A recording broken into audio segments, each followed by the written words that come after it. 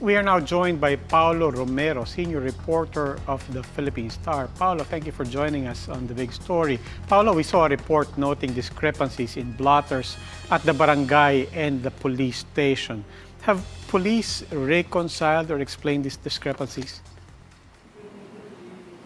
Not yet, Roby. In fact, they haven't given any timetable or deadline on when the investigation is going to be concluded on this case. Although it appears there's some importance, well, because of the controversy it generated, the news it generated, but it's the investigation is conducted at the level of the district or the Quezon City Police District Office.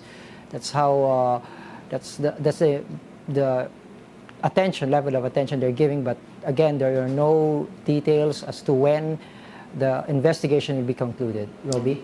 Yeah, in the meantime, Paolo, you've covered the Senate as well. You've spoken to some legislators. They have certainly stepped up their attacks and their criticisms of this anti-tambay campaign. But beyond criticizing, what do the senators intend to do about this? Well, we've spoken to some of the senators on this issue. The most vocal really were from the minority or the opposition bloc. They're keeping a close watch on this, but they have not discounted the possibility of this campaign to be questioned by the courts. They're not saying whether they'll be the ones going to petition the courts or ask the courts to stop this. But what they're saying is that this is reminiscent of the administration's anti-drug campaign, where only the poor and the defenders are being victimized. And one of the senators who didn't want to be identified said that this campaign seems to be another gimmick or another attempt of the administration to draw attention of the public away from the controversies that's sounding Malacanang. Roby? Okay, now in the meantime, we are also monitoring, of course, this controversy about proposals to have mandatory drug testing with school kids as young as 10 years old. Again, criticisms from senators and politicians. And again, what are legislators threatening to do or saying they will do to question or to challenge this proposal?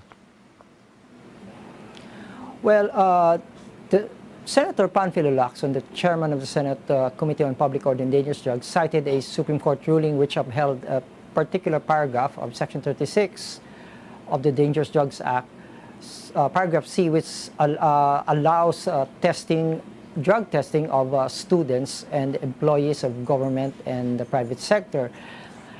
That case was filed by, among others, by former Senate President Aquilino Pimentel Jr. and his son, Senator Aquilino Coco Pimentel, earlier said it was pointless, but he also mentioned that it was also prone to corruption, along with Senator Kiko Pangilinan. They both said it's going to be expensive, and they think the PDEA want it made mandatory to justify the huge cost, as mentioned earlier in the report.